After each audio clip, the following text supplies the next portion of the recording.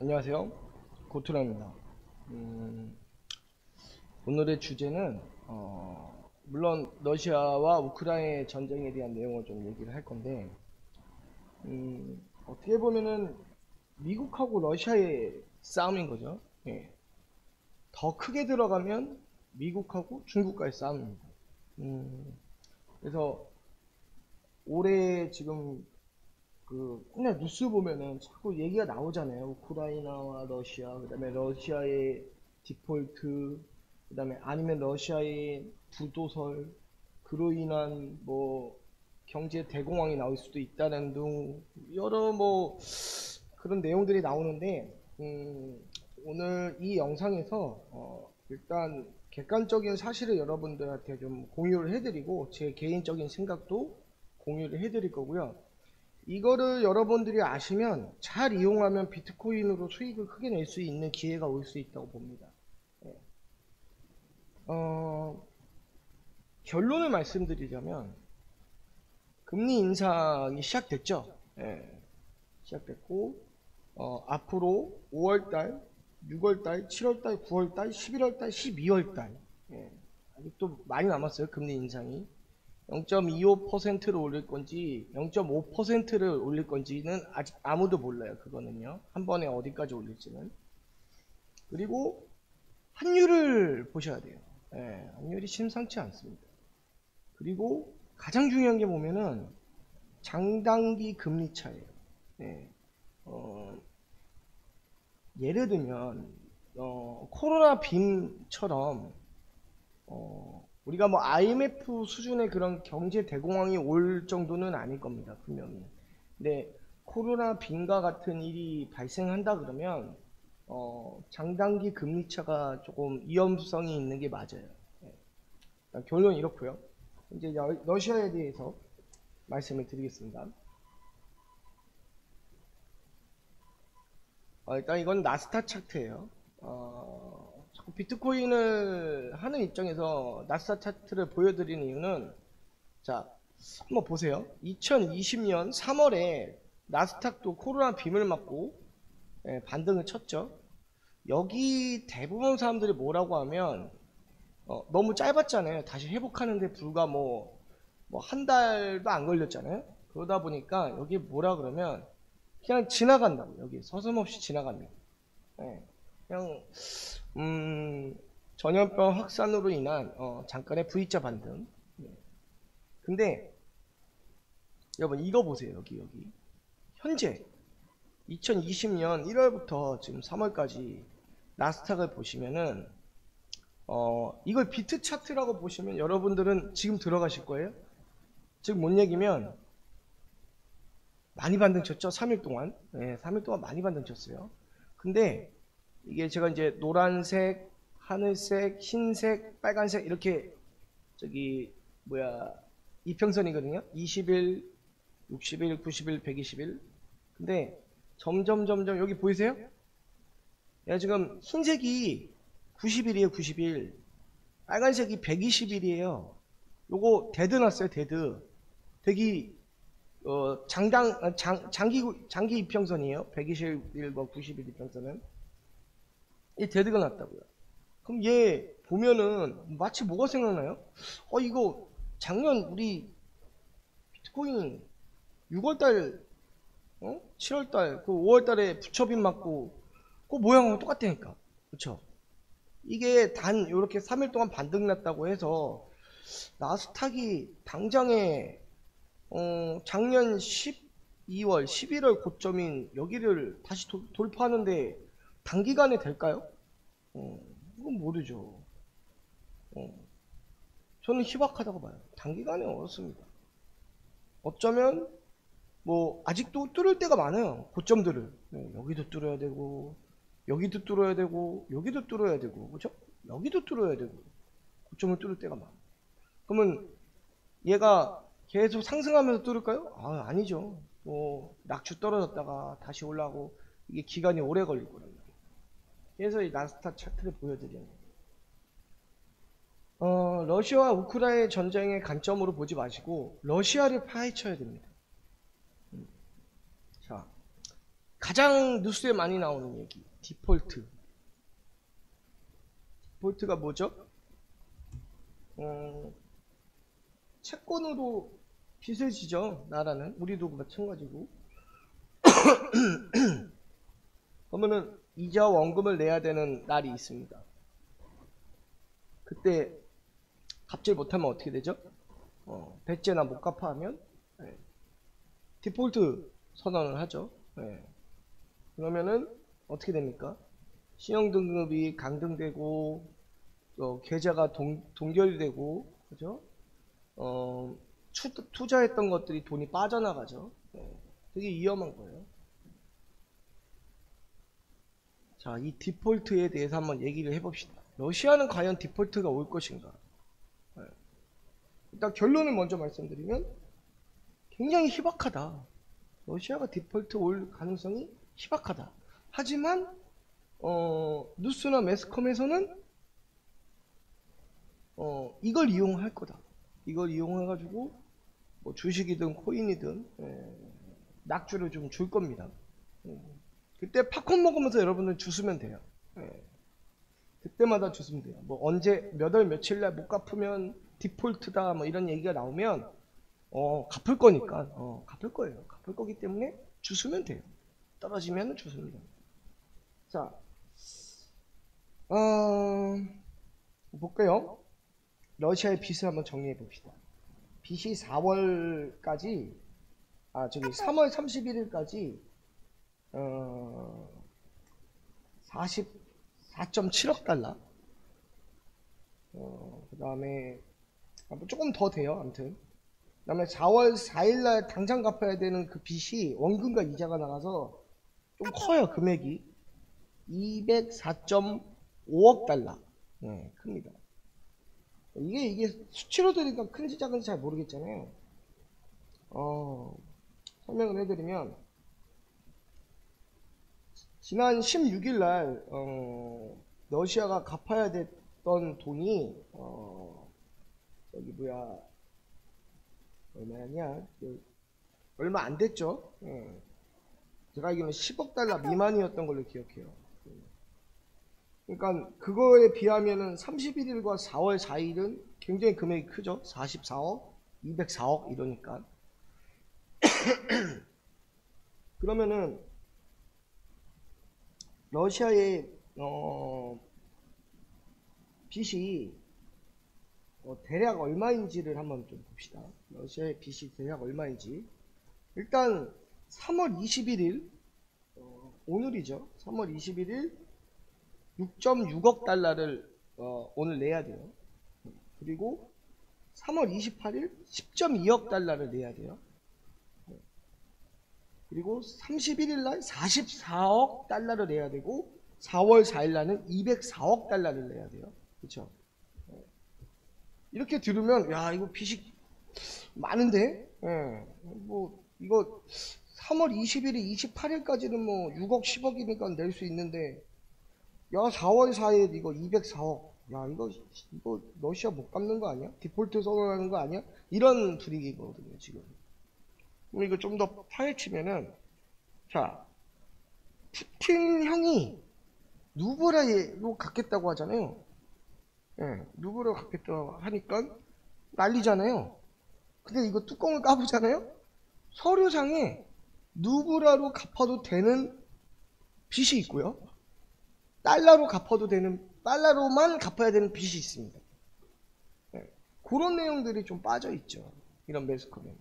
즉, 뭔 얘기면, 정부 외화 채권이라고 하는 거는 달러로 갚아야 돼요. 달러로 갚아야 되는 거고, 로컬 채권은 자기네가 찍는 돈인 누브라로 갚아도 되는 거예요.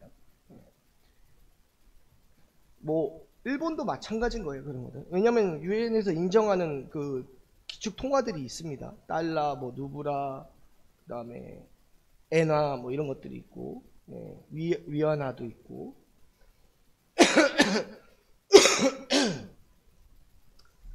자, 그러면 러시아가 어떤 거는 달러로 갚고 어떤 거는 누브라로 갚아도 되는지를 여러분한테 이제 명쾌하게 말씀을 드릴게요. 당장 오늘 거 루블화로 갚아도 되는 돈 이자입니다. 그리고 28일날 10억도 루블화로 갚아도 됩니다. 달러로 갚아야 되는 시점 31일 44억 달러, 4월 4일 204억 달러죠. 이것만 합치면 거의 250억 달러예요.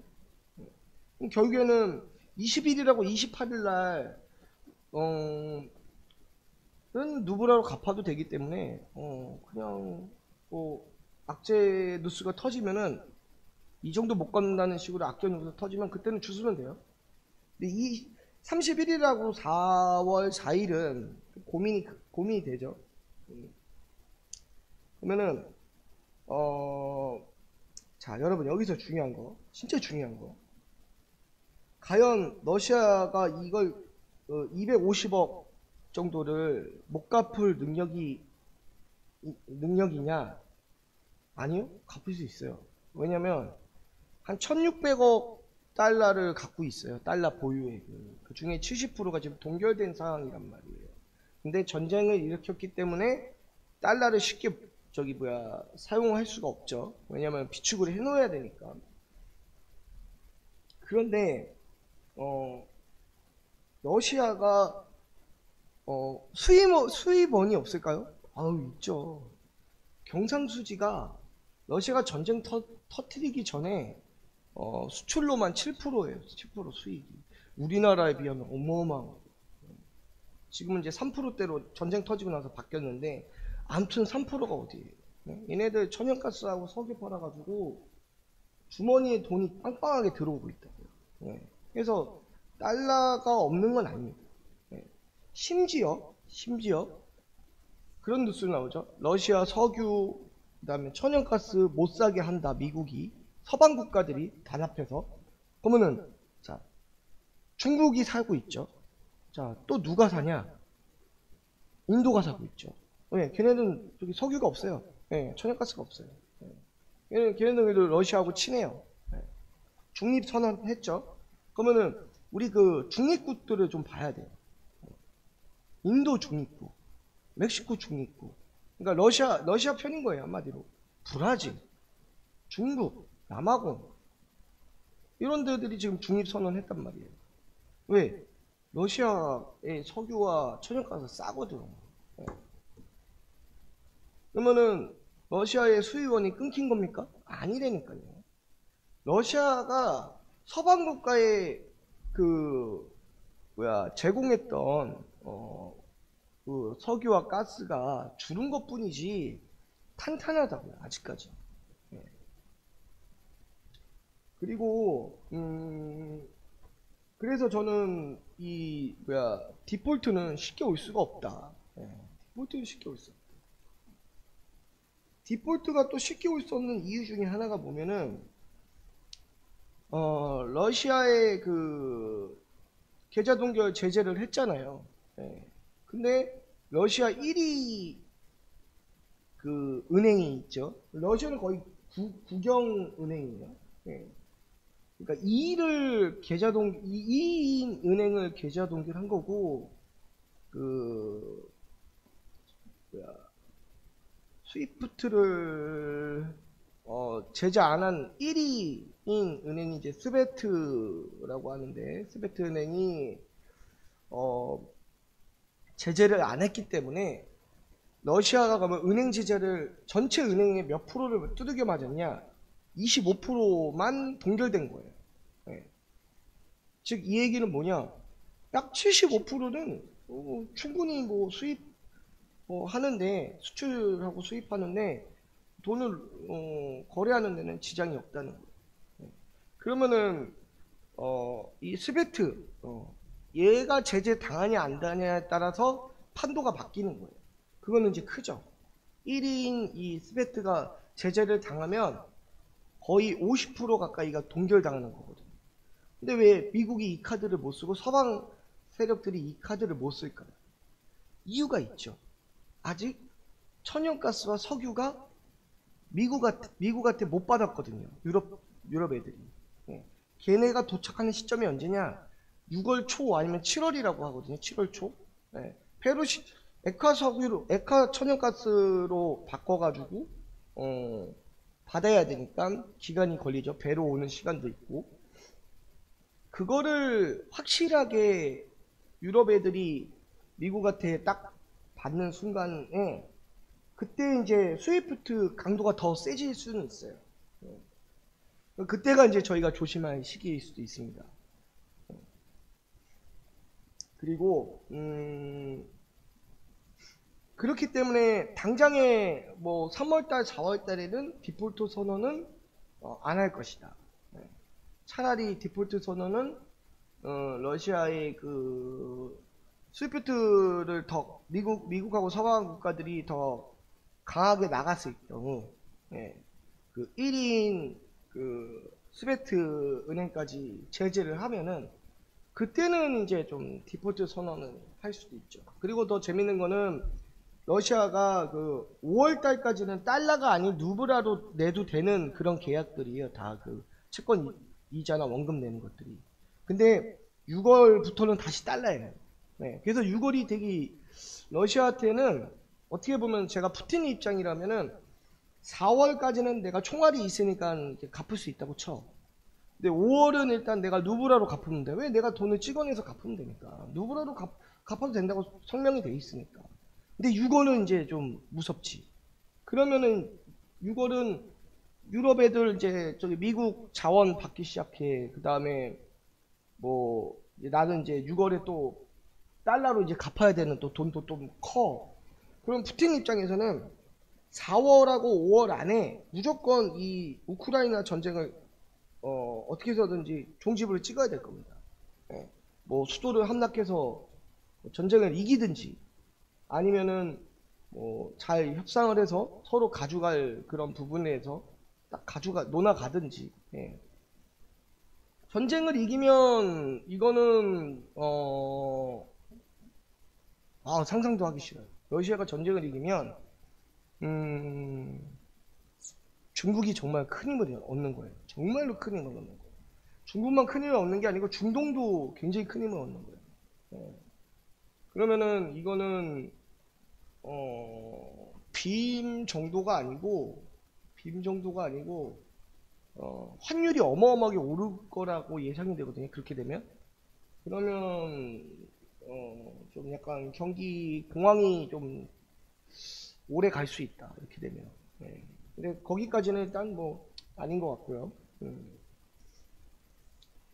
자, 그리고 러시아가 부도가 날 수 있다. 자, 이 러시아의 부도설이 나오는 이유가 빚을 못 갚아서 그 얘기가 아니에요. 그러면 그거는 확실히 맥을 짚고 가셔야 돼요. 러시아가 부도가 나오려면은 지금 러시아가 부도가 나오려면 그 이유가 뭐면 패전에서도 아니에요.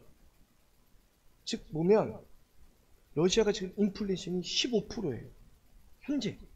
다음 달에는 15%가 아니고 20%, 30% 계속 올라가고 있어요. 즉 보면 초인플레이션 때문에 러시아가 부도설이 나오는 거예요. 그러면 러시아가 부도가 날 만큼 인플레이션이 세게 오면은 부도가 날 만큼 정말 위험한가 이걸 또 파헤쳐 와야죠. 그러면 당장 4월은 아니에요. 당장 4월은 아니에요. 자, 러시아가 부도설을 나기 위해서는 우리가 그 세계 그 신용 등급을 매기는 그런 기관들이 있죠. 걔네들이 매길 때 기준표를 보면은 재정 건전성이라는 게 있습니다. 여러 항목 중에 그 재정 건전성이 1등급부터 4등급까지 있거든요. 러시아가 몇 등급인 줄 알아요? 러시아가 1등급입니다. 1등급인 나라 그렇게 많지 않아요. 근데 러시아가 이번에 강등당했잖아요. 신용등급이 엄청 떨어졌잖아요. 근데 이 중에서도 재정 건전성은 1등급에서 몇 등급까지 떨어졌을까요? 3등급? 4등급? 아니요. 단 한 등급인 2등급까지밖에 안 떨어졌어요. 이건 뭐냐면은 러시아의 재정 건전성이 탄탄하다는 얘기예요. 즉 이 얘기는 부도 일어날 확률도 적다는 얘기죠. 즉 부도가 일어날 확률이 적다는 얘기는 빚이 많지 않다는 얘기예요. 회사가 부도나는 이유가 빚 때문에 나는 경우가 많죠. 예. 근데 러시아가 빚이 많지 않다는 얘기. 즉, 뭔 얘기면은, 암만 서방과 미국이 계좌 동결을 했고, 그 다음에, 뭐, 지금 사회적인 무리가 많이 일어나는 경우라고 해도, 러시아는 수출로 지금 경상수지가 3% 이상인 상태에서, 얘네들의 빚의 구조를 봐야 돼요. 네. 자, 일단 러시아가 외환 채권이 전체 400달러 정도 돼요. 네. 그 중에 절반인 200달러가 외국인들이, 그러니까 외국인들 보유니까 그게 빚인 거죠. 그러니까 얼마 안 돼요. 네. 얼마 안 된 거예요. 네. 달러로 갚아야 되는 게 얼마 안 남았어요. 그리고 로컬 채권이면 누브라로 뿌린 채권이에요. 이게 크죠. 이게 2,100억 달러 정도 돼요. 근데 2,100억 달러 중에 외국인들이 보유한 게 380억 달러밖에 안 돼요. 한 15%? 그죠? 17%? 이 정도밖에 안 되는 거예요. 그러니까 국내 기업이 국가 채권을 갖고 있는 경우는 뭐 버틸 수가 있잖아요. 뭐 같은 국민들끼리 빚을 진 거니까 나라에서 버틸 수가 있잖아요. 단 뭐 15%, 17% 외국인들이 갖고 있는 채권 그거 또 하필이면 누브라예요, 누브라. 그러면은 빚이 많냐? 아니요. 러시아는 그게 빚이 많은 게 아니에요. 네. 즉, 뭔 얘기면은, 외국인들이 갖고 있는 채권 비중이 그렇게 높지 않다. 예. 심지어 3월, 4월, 요것만 지나가면 달러 채권은 또 많이 갖게 되거든요. 그래서 부도설은 얼토당치 않다. 예. 얼토당치 않죠. 그래서 자꾸 이런 얘기가 나오면 이런 얘기로 인해서 뭐 비트코인이 떨어지고 주식이 떨어지면 주셔야 돼요. 예. 주셔야 돼요. 다 그냥 공포를 주는 그런 뉴스거리들입니다. 그리고 러시아는 우리나라랑 다르고 진짜 다른 나라 완전 다른 게 있어요. 걔네들이 통상 세계에서 이제 한 200명에서 250명 이상의 정규직을 보유한 그런 기준으로 봤을 때 약간 좀 그러니까 중소기업을 넘어선 중기업, 대기업 정도로 평가를 하는데 러시아의 그런 중대기업 비중이 80%입니다. 즉 뭔 얘기면 러시아에 뭐 어디 직장 다닌다면은 다 큰 기업 다니는 거예요. 네. 러시아 국민들이 보면은 일단 거의 다 뭐 중기업이나 대기업을 다니든지 아니면 공무원이거나 아니면 군인이거나 이런 분들이 돈을 많이 버는 거죠. 이런 분들이 돈을 많이 벌고 어떻게 보면 러시아 인구의 약 20, 30%가 이런 사람들이죠. 군인, 공무원, 그 다음에 대기업이나 중기업 다니는 사람들. 그럼 나머지 이제 7, 80%의 인구들이 이제 그냥 하청민들이죠. 예. 그러니까 러시아는 굉장히 극단적이에요. 예. 이 분익비 현상이 굉장히 극단적이에요. 그 얘기는 즉 또 뭔 얘기면은 나라의 부자 20, 30% 사람들이 국가의 70%를 좌지우지하는 거예요. 그래서 러시아는 쉽게 부도가 날 수가 없어요. 네. 어차피 그렇잖아요. 있는 자들이 더 이 기회를 노리기 때문에 부도가 나지 않는다. 네, 그렇게 생각을 하고요. 그다음에 아직까지 튼튼한 수입원들이 있고 중립 국가들이 슬슬 늘고 있죠. 쉽지 않아요. 대래 걱정되는 거는 서방 국가들입니다. 만일 이게 조금 더 우리가 이제 장기화라는 관점이 어디면은 4월이 기점인 것 같아요. 지금 보면은 4월을 넘어서 5월까지도 러시아 우크라이나 전쟁이 계속 지속되고 있다 그러면 이거는 이제 장기화로 돌입했다고 봐야 돼요.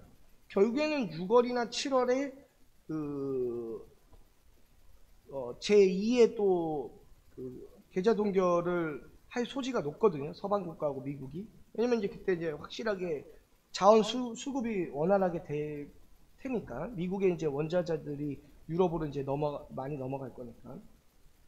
근데 만일 자꾸 이런 식으로 이제 5월, 6월 이런 식으로 가다 보면 러시아 입장에서는 앞으로 이게 어떻게 뭐 전쟁이 마무리가 되든 아니면 좀 장기화가 되든 앞으로는 당장에는 러시아는 서방 세력에는 천연가스나 석유를 공급을 안 할 확률이 굉장히 높습니다. 네. 그리고 앞으로 2022년 하반기부터 그다음에 23년, 24년은 이제는 G2가 아닌, 그러니까 중국과 미국의 이 G2의 그런 흐름, 경제 흐름이 아니고 권력주의 대 민주주의 이런 흐름으로 갈 수도 있어요. 즉, 뭔 얘기면은 중국은 무조건 러시아 편일 수밖에 없어요. 생각을 해보세요. 중국은 러시아가 무너지잖아요. 이번에 만약 여기서 러시아가 무너지잖아요. 다음은 자기가 타겟인 걸 알거든. 왜?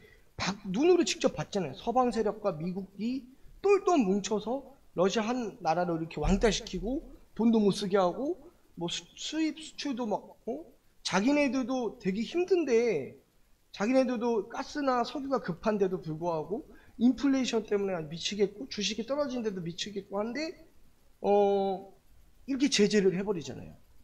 이게 뭔 얘기냐? 이제는 지정학적 싸움이 돼버린 거죠. 즉 권력주의와 민주주의의 싸움이 돼버린 거예요. 그러니까 이제 러시아와 중국은 더 똘똘 뭉칠 거고 여기에 이제 뭐 북한, 시리아 이런 데, 멕시코 뭐 이런 데들이 이제 더 뭉칠 거고 어쩌면 이제 중동 몇몇 국가들 있잖아요. 또 이렇게 좀 그 장기 집권하고 있는 중동 몇몇 국가들도 미국을 싫어하니까 중동 몇몇 국가들도 여기에 이제 단합이 되면서 큰 판도는 이렇게 갈 수가 있다. 네. 그렇게 됐을 경우에 달러의 그러니까 환율이 좀 많이 오를 수가 있어요. 진짜 뭐 요번에 뭐 저 중국이 선언했죠. 그 석유를 위안화로 거래하겠다고 뭐 선언을 했는데 뭐 진행이 될지 안 될지는 아직 잘 모르겠습니다. 근데 그런 부분만 봐도 이게 이제 왜 그러면은 중국도 한번 두들겨 맞았거든. 이게 그 달러를 자꾸 채권을 달러 빚으로 이제 지다 보니까 미국한테 자꾸 끌려다니거든요. 근데 러시아 지금 봐봐요. 러시아가 이렇게 안 끌려다니고 이렇게 완강하게 푸틴이 나갈 수 있는 게 빚이 달러 빚이 별로 없기 때문에 그런 거예요. 근데 중국은 예전에 그 언제야 2001년인가 2002년인가 그때 한번 미국에 깨경하고 그때 그 힘들어 했었잖아요. 그리고 나서 중국이 그 달러의 그 비중을 많이 줄였어요. 예. 근데 지금 위안화를 이제 조금 위안화로 지금 갈라는 이유 중에 하나가 이런 부분인 거죠. 예. 더 이상 서방 국가와 그 미국에 흔들리지 않기 위해서 또 지금 어떻게 보면 중국 입장에 기회죠. 왜냐면은 러시아한테 싸게 뭘 팔 수 있냐? 뭐 핸드폰도 팔 수 있고 차도 팔 수 있고 그 다음에 원자재도 팔 수 있는 거예요. 러시아한테. 그리고 러시아의 싼 원자재를 자기네 수입을 받을 수도 있는 거고요. 이게 우리나라 삼성이 아마 저는 주식이 한 번 더 폭락할 거라고 보는데 우리나라가 러시아의 3위래요. 판매가 수출 판매 순위가 러시아 뭐 인구가 많으니까. 근데 러시아가 지금 삼성 그 다음에 애플은 이미 막았죠. 핸드폰 하지 말라고. 삼성 건 막았는지 안 막았는지 모르겠어요. 근데 지금 한국이 좀 지금 결국에는 중립 선언을 안 하고 좀 우리 입장이 저쪽이니까 미국 쪽이니까 러시아가 이제 슬슬 러시아도 제재를 우리한테 할 겁니다. 제재를 하게 되면 삼성 핸드폰에 이제 그 큰 물주가 하나 빠지는 거잖아요. 당연히 매출액이 떨어지니까 삼성도 타격을 안 받을래 안 받을 수는 없다고 봅니다. 그리고 애플도 당연히 타격을 받겠죠. 애플도 당연히 타격을 받을 거고, 중국과 러시아를 뺀 핸드폰 시장이라, 이게 참 미국도 참 힘들 거라고 봅니다. 예. 그래서 장기화가 되면, 즉 4월을 넘기고 5월까지도 계속 전쟁이 흐지부지하게 마무리가 안 되고 있으면 이제 슬슬 미국과 서방 국가들이 힘들 시기가 온다고 봅니다. 결국에는 지는 해가 되는 시점이 오는 거죠. 어떻게 보면. 그렇게 되면은 지금 되게 우리가 이 매스컴 때문에 못 보고 있는 게 있거든요. 환율이라는 부분하고 장단기 금리 차인데, 여러분 지금 0.25에서 0.25가 올라갔으니까 0.5% 정도밖에 안 오른 거잖아요. 그 패드 금리가요. 근데 그렇게 생각하면 안 되고요. 내가 만약 1%인데 1% 올리면은 이건 100% 올린 거예요. 네. 다다음 달에 또 25% 올린다잖아요. 그러면 야, 이게 작년 대비로 따지면은 한 20% 오른 거예요. 이렇게 생각하셔야 된다니까. 예. 그냥 그래 제로였으니까 0에서 0.25 정도 올린 거야 그렇게 생각하면 안 된다는 거죠. 최종 2%까지잖아요. 지금 미국이 올리라는 12월 말까지 올리라는 게. 그러면은 작년 대비 거의 150%에서 200%가 오르는 겁니다. 금리가. 이렇게 따지면은 경제가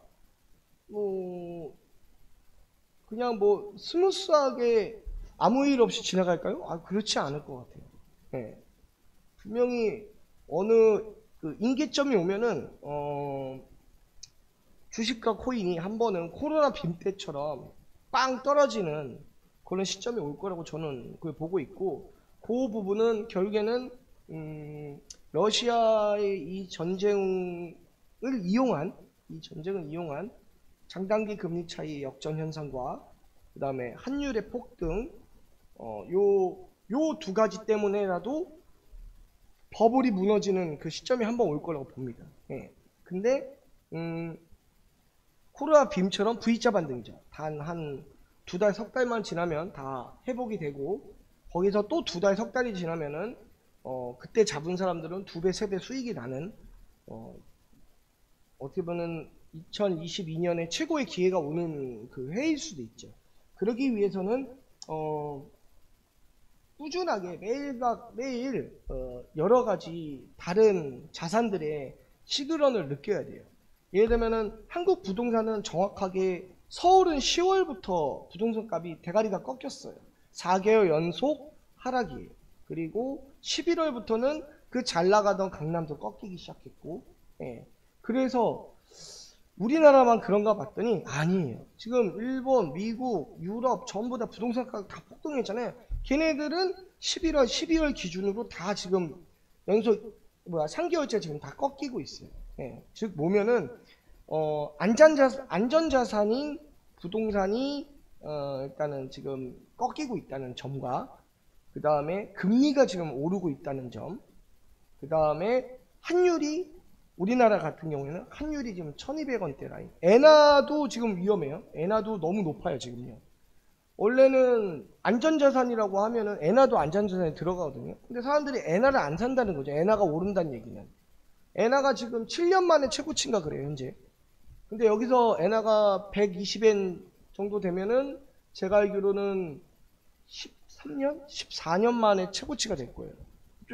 119인가 그래요 지금. 아무튼 되게 위험해 엔화도. 그래서 지금 뭔 얘기면은 달러 선호도가 되게 높다는 얘기예요. 네. 우리 비트코인하고 이제 보면은 비트코인이 버티는 이유 중에 하나가 그거죠. 지금 달러를 구할 수 있는 방법이 없으니까 USDT, USDN, USDC로 갖고 있는 거죠 사람들이. 코인을 사서 알트코인을 사든 이더리움을 사든 갖고 있다가 어느 정도 오르면은 그런 스테이블 코인을 바꾸는 거죠. 예, 바꿔서 갖고 있는 거예요. 왜냐면은 환율이 얘네들을 봤을 때 환율이 달러가 오를 거라고 보는 거예요. 예. 달러가 오른다는 얘기는 즉 뭐면 빔이 한번 온다는 뜻이죠. 예. 예를 들면 우리나라 기준으로 하면 1247원까지 올라갔다가 지금 1211원까지 떨어졌죠. 근데 어마무시하게 올라왔습니다. 1200원대 도 되게 무시하게 올라온 거예요. 여기서 이제 그 임계점이 이제 1290원 라인이죠. 예, 그거 뚫리면 1300원 바로 뚫리고 바로 1주, 2주 만에 그냥 뭐 1400원, 1500원까지 갈 수도 있죠. 예, 13년 만에 최고치가 될 수도 있죠. 원화도. 예, 그랬을 때는 당연히 달러가 올라갔기 때문에, 환율이 올라갔기 때문에 비트코인도 갑자기 마이너스 20%에서 30% 급락이 올 가능성이 있다. 예. 그래서 항상 현금 비중 유지하시고, 다시 정리해드리면, 마지막으로 정리해드리면, 부도서가 디폴트는 4월에, 그냥 여러분들한테 공포를 조정하기 위한 뉴스거리일 뿐이다. 그걸로 인해서 비트코인이 떨어진다. 예, 주수세요. 알트를 주수세요. 디폴트와 부도설은, 당장 4월에 일어날 수가 없습니다. 예. 일어나봐야 6월 초 선언을 한다 그러면 그때는 그때까지 전쟁이 장기화 된다면 그건 좀 저희가 조심해야 되는 시점이 맞습니다. 그래서 저 같은 경우에는 4월 달에도 전 4월 달 장이 좋다고 볼 거거든요. 그래서 4월 달은 욕심 안 내려고요. 너무 오래 홀딩하진 않을 거예요. 뭐 약간의 이제 2월에 고점을 돌파했을 때 좀 현금 비중 늘리고 단지 혹시 1월에 고점을 돌파하면은 그거는 좀 좋은 자리이기 때문에 그 정도는 이제 홀딩하고 조금 아니면 좀 더 추격 매수를 하든지 해서 좀 그렇게 할 예정이고 현금 한 30% 정도는 항상 갖고 있을 거예요. 갖고 있다가 4월 말에 빔이 올 수도 있는 거고 당장 5월 달에 갑자기 또 그 스위프트 제재 한 번 더 들어가면 그때 또 달러가 그때 많이 올랐잖아요. 제재 들어가면서 달러 값이 올라가면서 비트가 또 폭락할 수 있으니까 항상 그런 걸 봐야 될 것 같아요. 예. 예, 또 영상이 길었네요. 예. 뭐 도움이 되셨는지 모르겠지만 혹시 너무 영상이 길었다 그러면 좀 한 1.2배로 그렇게 해서 돌려보시길 권고드립니다. 예, 이상이었습니다.